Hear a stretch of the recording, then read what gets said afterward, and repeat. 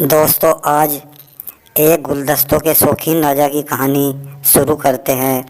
एक देश का राजा गुलदस्तों का बड़ा शौकीन था।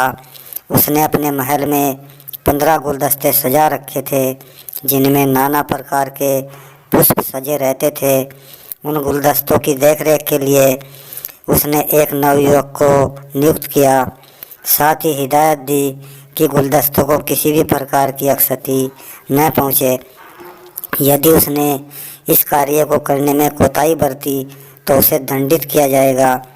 एक दिन जब नवयुवक गुलदस्तों को झाड़ पहुँच रहा था, तब एक गुलदस्ता अनायास उसके हाथ से छूटकर फर्श पर गिर पड़ा और टुकड़े टुकड़े हो गया।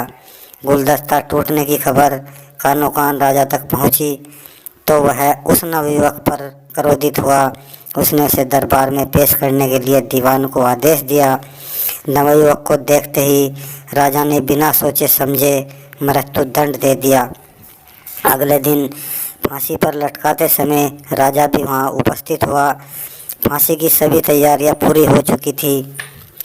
नियम के अनुसार राजा ने उस नवयुवक से उसकी अंतिम इच्छा पूछी।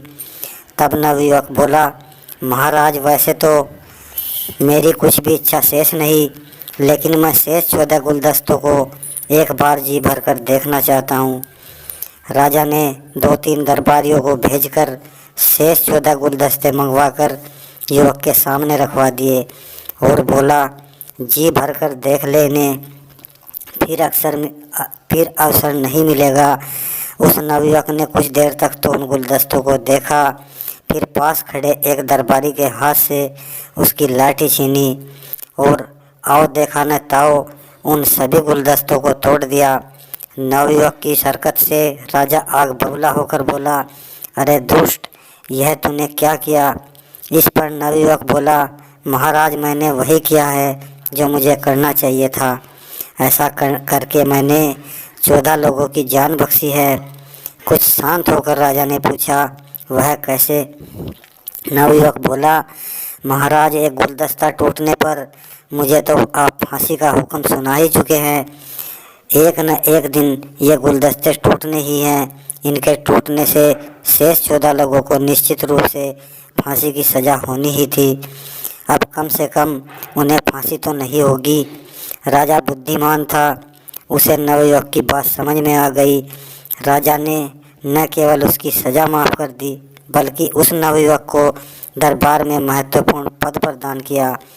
अतः दोस्तों, कहानी से यह शिक्षा मिलती है कि क्रोध के वेग में कोई भी कदम नहीं उठाना चाहिए, क्योंकि क्रोध विनाश का कारक है।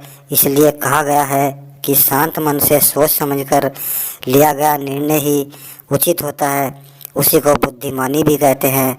युवक ने बुद्धि का सहारा न लिया होता तो निश्चय ही गुलदस्ते तथा अन्य राजकर्मियों के लिए भी अहितकरी सिद्ध होते। तो दोस्तों, कहानी पसंद आई हो तो इसे लाइक, शेयर, सब्सक्राइब करना और बेल आइकन को प्रेस करना, जिससे आने वाली वीडियो की नोटिफिकेशन मिलती रहे। और मैं अपने चैनल पर इससे भी अच्छी आपके लिए मनोरंजक कहानियाँ लेकर आता ही रहूँगा।